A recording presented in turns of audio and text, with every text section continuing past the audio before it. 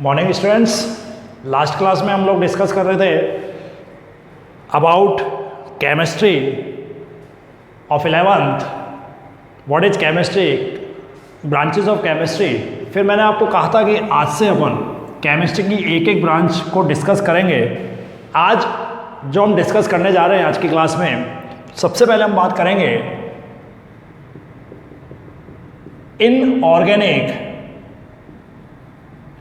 Inorganic chemistry, अकार्बनिक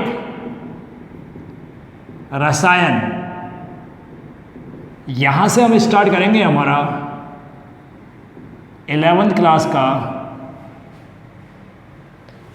basics chapters. यहां से हम स्टार्ट करने वाले।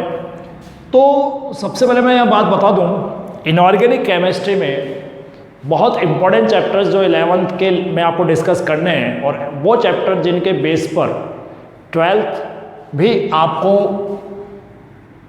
स्ट्रॉन्ग हो जाएगी, वो चैप्टर्स हैं। इनमें इंपॉर्टेंट चैप्टर हम पढ़ेंगे। First chapter which is periodic classification of elements and periodicity। आवर्ती वर्गीकरण किसका? तत्वों का, तथा आवर्तिता। तत्वों का आवर्ती वर्गीकरण तथा आवर्तिता, इस चैप्टर को हम डिस्कस करेंगे। सेकंड, केमिकल बॉन्डिंग, इसे हम डिस्कस करेंगे। रासायनिक आबंधन। फर्दर अपन चलेंगे हाइड्रोजन,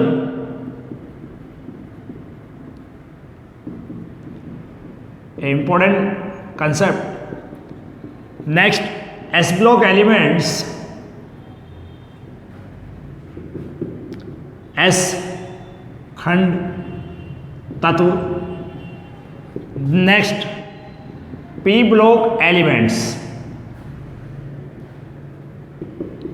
पी खंड तत्व। पी ब्लॉक एलिमेंट्स में 11th क्लास में आपको जो डिस्कस करना है 13th and 14th group, 13th and 14th groups. तो 11th क्लास के अकॉर्डिंग हम लोग जो डिस्कशन करने वाले हैं वो करने वाले हैं पेरियोडिक क्लासिफिकेशन। ये जो चैप्टर है इसका कुछ बेसिक पॉइंट हम लोग 10th क्लास में पढ़ चुके होते हैं, थोड़ा बहुत हम लोग पढ़ चुके होते हैं। पेरियोडिक क्लासिफिकेशन, आवर्ती वर्गीकरण जहाँ पढ़ते हैं, आवर्त सारणी से रिलेटेड बातें। इसके अलावा केमिकल बॉन्डिंग से भी रिलेटेड हम कुछ बातें 9th और 10th स्टैंडर्ड में हम लोग कर चुके होते हैं। हाइड्रोजन आपके लिए नया चैप्टर है। S block elements and p block elements, इन सबको हम डिस्कस करेंगे। बट इनऑर्गेनिक केमिस्ट्री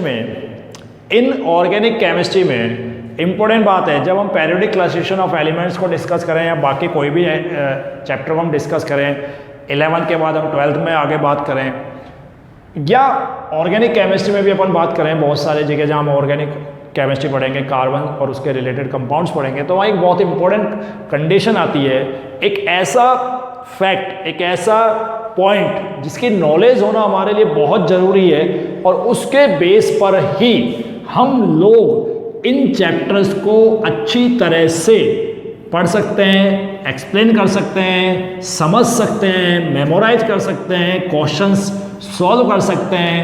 एंड वो जो पॉइंट है वो कहलाता है इलेक्ट्रॉनिक कॉन्फ़िगरेशन,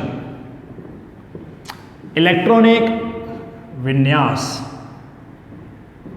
देखिए, आपको मैं वापस आपकी 10th और 9th क्लास में लेके चलता हूं। इलेक्ट्रॉनिक विन्यास का होता है किसी एलिमेंट में जितने इलेक्ट्रॉन पाए जा रहे हैं उनको सिस्टेमेटिकली अरेंज करना। Systematic arrangement of electrons in an atom। In an atomic shell और सबसेल और ऑर्बिटल्स। इलेक्ट्रॉन्स को परमाणु के कोश, उपकोश या कक्षक में व्यवस्थित रूप से अरेंज करना। ठीक है, this is electronic configuration, systematic arrangement of electrons in an atomic, orbital, shell और सबसेल्स।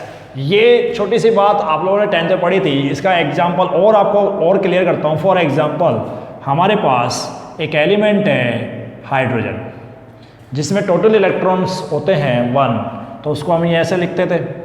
थोड़ा और आगे चलें, element carbon which is very important element, इसमें टोटल इलेक्ट्रॉन्स होते थे 6 इलेक्ट्रॉन्स, राइट। तो इसका जो कॉन्फ़िगरेशन है यहाँ लिख देता हूँ मैं, एलिमेंट तत्व, number of electrons, number of total electrons, कुल electrons and electronic configuration. Electronic विन्यास कि कैसे दिखाते हैं, मैं पहले वो इलेक्ट्रॉनिक विन्यास बता रहा हूं जो आप ऑलरेडी पढ़ चुके हैं, आपने देखा हुआ है। देखिए हाइड्रोजन, हाइड्रोजन में टोटल इलेक्ट्रॉन होते हैं 1 और कॉन्फ़िगरेशन आप लिख देते थे 1। फिर मैं एक एग्जांपल दे रहा हूं, कार्बन, कार्बन में टोटल इलेक्ट्रॉन्स होते हैं 6, हम लिखते थे 2 और 4। आई होप आपको थोड़ा थोड़ा याद आ रहा होगा। नाइट्रोजन 7, 2 और 5। फिर आगे चलते थे हम, फॉर एग्जाम्पल नियोन 10, 2 और 8। एक एग्जाम्पल और ले लें, फॉर एग्जाम्पल हम बात कर रहे हैं सोडियम 11, 2, 8, 1।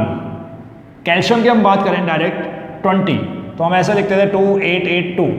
ये इस तरह का इलेक्ट्रॉनिक अरेंजमेंट आप लोगों ने प्रीवियस क्लासेस में डिस्कस कर चुके हो। बात समझ में आ रही है? यहाँ तक की बातें आप अपने प्रीवियस क्लासेस में पढ़ चुके हैं कि हाँ सर इस तरह से हम लोग इलेक्ट्रॉन्स को अरेंज करते थे।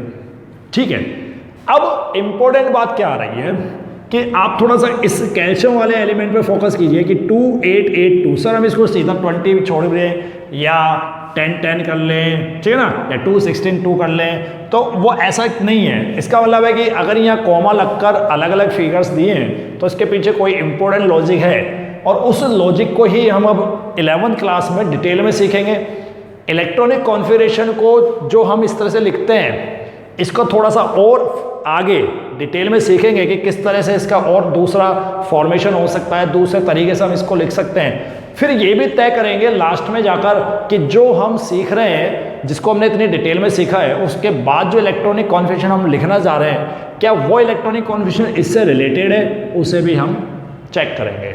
अब इंपॉर्टेंट बात बेटा कहाँ जाती है कि इलेक्ट्रॉनिक विन्यास को लिखने के लिए आपको कुछ विशेष बातें याद रखनी होंगी, कुछ विशेष संख्याओं की नॉलेज होनी होगी। इसके अलावा आपको एटम से रिलेटेड कुछ पॉइंट्स याद रखने होंगे, वो हम यहाँ पहले डिस्कस करेंगे। एटम से जैसे हमको कौन कौन से पॉइंट याद रखने हैं, हमको नॉलेज होनी चाहिए कोश की या ऊर्जा स्तर जिसको बोलते हैं, शेल या एनर्जी लेवल जिसको बोलते हैं, ये हमें इसकी नॉलेज होनी चाहिए। उपकोश ये क्या होते हैं, इसको हम उप ऊर्जा स्तर बोल सकते हैं, सबसेल्स बोल सकते हैं, सब एनर्जी लेवल की बात हम कर रहे हैं, ये क्या होते हैं, कक्षक, ऑर्बिटल्स, ठीक है, ये क्या है। इस तरह के जो वर्ड्स हैं 9th और 10th में बहुत डिटेल में नहीं, बट वर्ड्स और कुछ कुछ पॉइंट्स हम पढ़ चुके होते हैं। अभी मैं आपको एक कंसेप्ट बता रहा हूं कि कैसे अपन, मैं क्यों कह रहा हूं कि आप पढ़ चुके हो, क्योंकि एक छोटा सा डायग्राम मैं ड्रॉ करने वाला हूं, उससे आपको आइडिया हो जाएगा। एक तो हमें इनके बारे में नॉलेज लेनी है।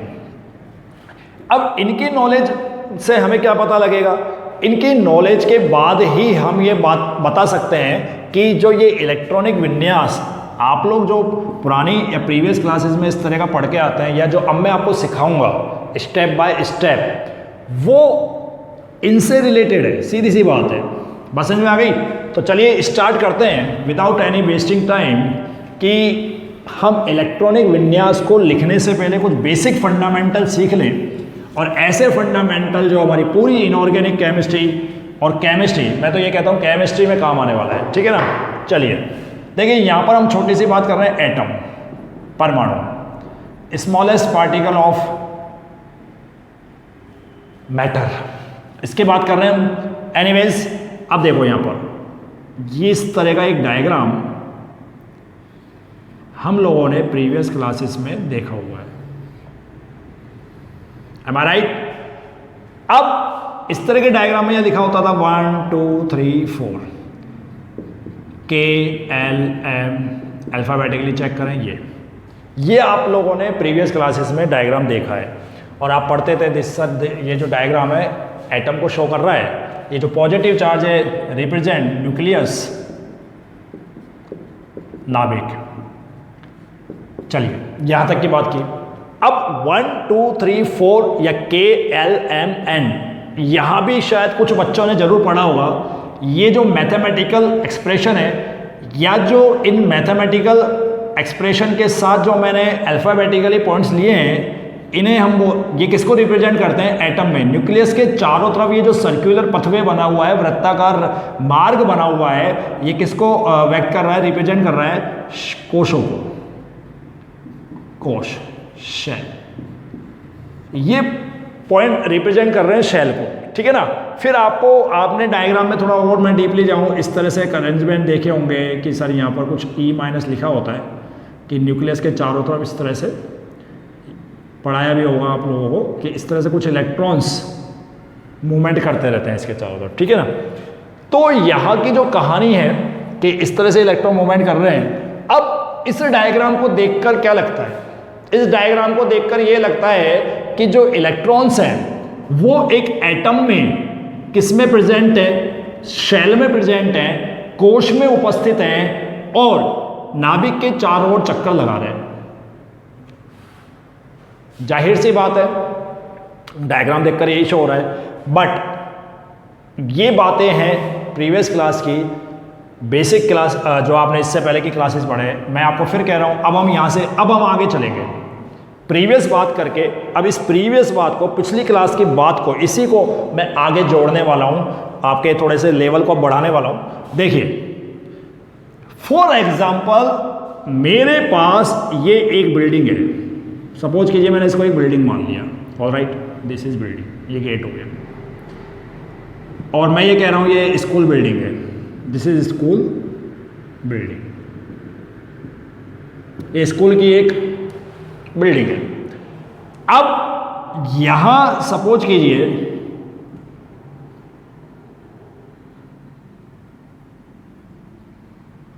बाहर एक गार्जियन है, मान लिया।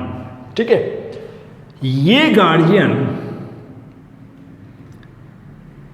जो इस बिल्डिंग में उस स्टूडेंट से मिलने आया है, जो मे बी इनके बेटे हो सकते हैं, बेटी हो सकती हैं, या कोई रिलेटिव हो सकता है। बट अगर इसको कोई और पर्सन मिलता है बाहर, जो इस गार्जियन का कौन है, कौन हो सकता है बेटा? जो इस गार्जियन का फ्रेंड हो सकता है। इस फ्रेंड ने इस गार्जियन से पूछा कि यहां आपका बेटा या बेटी पढ़ रहा है, दैट मीन्स या यहां ये कौन है जिसके लिए आप आए? तो इन्होंने कहा भैया मेरा यहां पर एक रिलेटिव है, मेरा बेटा है, बेटी है, जो स्कूल में पढ़ रहा है। कहां पढ़ रहा है? स्कूल तो बहुत बड़ी है। तो जब इसने बाहर से देखा, आउटर साइड देखा, तो ये पूरा एक शेल है। इस स्कूल बिल्डिंग को मैं क्या मान के चल रहा हूं? शेल। इस शेल में कहीं है वो कोश, बट एग्जैक्ट कहां है नहीं। अब ये अंदर एंटर करते हैं। अंदर एंटर करके देखा इन्होंने, स्कूल दो पोर्शंस में डिवाइड है इस तरह से। इस तरह से दो पोर्शंस में डिवाइड हो गया, एक जहाँ ये कुछ प्लेग्राउंड्स वगैरह, फिर ये यहाँ पहुँचे portion number A, portion number B. Portion A और बी किस में डिवाइड हुए? इस पूरे बिल्डिंग जो एरिया है, इस शैल से मैंने दो पोर्शन बांटा। जैसे ये शैल, ये बिल्डिंग दो पोर्शन बांटी, इसको मैं इन दोनों को बोल दूंगा subshell. That means A and B उपकोष हो गए। अब ये पोर्शन ए में एंटर होते हैं तो यहां देखते हैं ये पोर्शन छोटे छोटे कई पोर्शंस में डिवाइड है, इस तरह से ऐसे डिवाइड हो गया, ऐसे डिवाइड हो गया, ठीक है ना, ऐसे फिर थोड़ा इतना डिवाइड हो गया। अब ये एंटर करके यहां इन्हें मालूम चलता है कि ये जो छोटे छोटे बॉक्सेस बने हुए हैं 1 2 3 4 एंड एट एक्स्ट्रा, ये सब क्लासरूम्स है जहां स्टूडेंट्स मिल रहे हैं। कौन मिल रहे हैं? स्टूडेंट। तो मैंने यहाँ बात की 1 2 3 4, ये क्लासरूम्स हो गए, और इन क्लासरूम्स को इस कंसेप्ट के अकॉर्डिंग मैं बता रहा हूं, कक्षक, ऑर्बिटल्स। एज वी नो, हम अच्छे से जानते हैं ये बात कि एक स्कूल में बाहर से कोई देखेगा उसको पूरी बिल्डिंग दिखेगी, एक स्टूडेंट उसके लिए बिल्डिंग के अंदर है, बट रियल में जब वो बिल्डिंग में आएगा तो वो स्टूडेंट उसको क्लास में मिलेगा।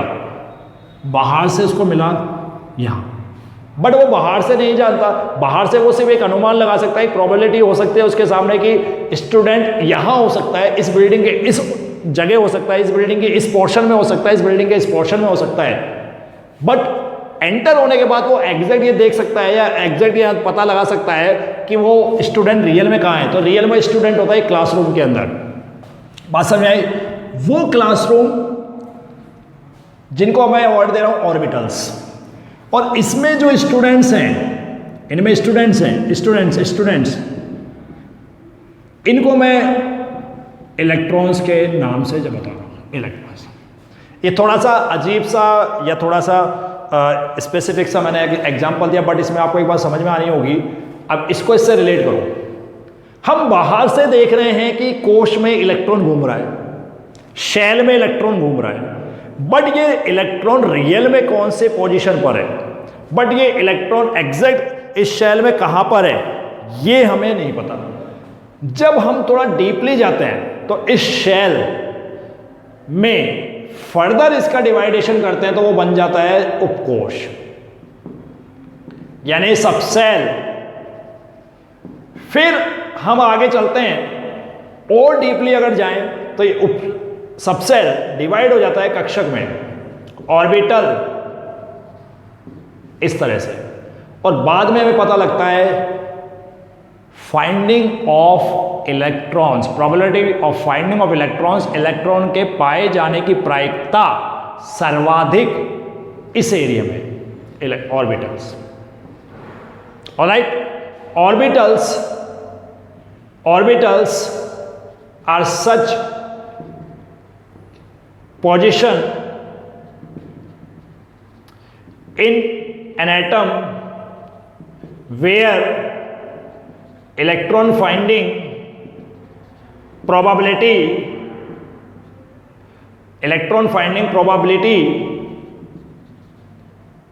will be maximum।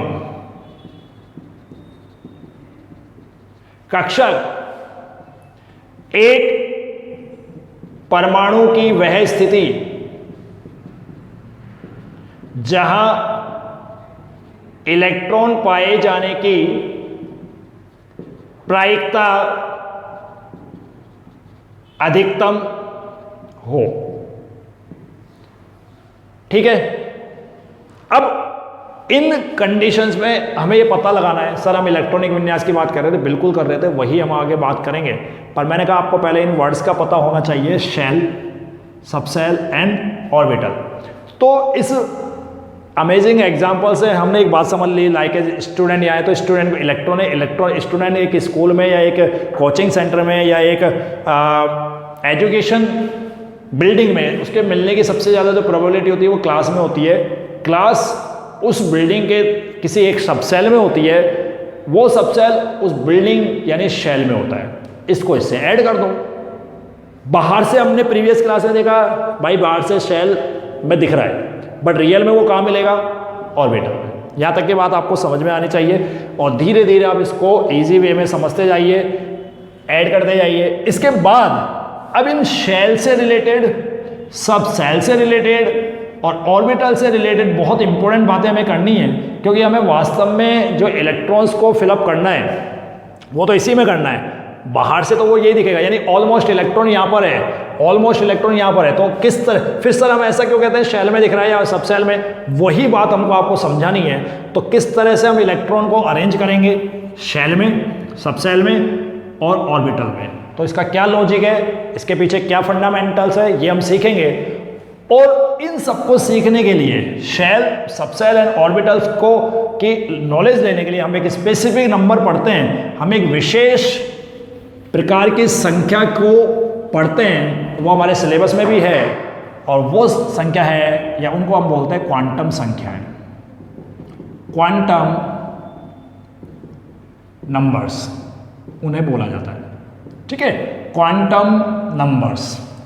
Quantum numbers क्या होते हैं? Numbers those explain, numbers those explains,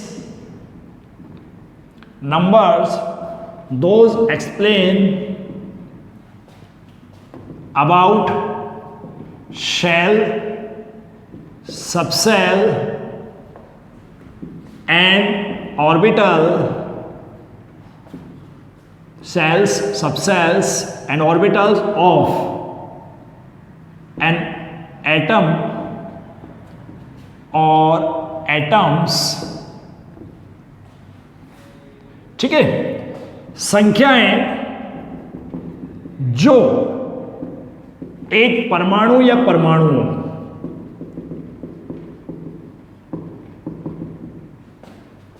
में, कोशों, उपकोशों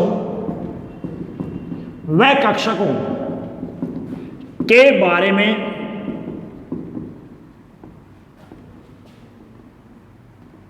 व्याख्या करती है। कहानी समझ में आ रही है? पॉइंट समझ में आ रहा है? ओके। इसका मतलब शेल, सबसेल और ऑर्बिटल, तो इनमें क्या एक्सप्लेनेशन करने वाले हैं, किन बातों के बारे में एक्सप्लेनेशन नहीं, हमने यहां वर्ड लिखा है explain about shell, subshell and orbitals. तो ऐसा क्या एक्सप्लेन करेंगे, क्या हमें समझाएंगे?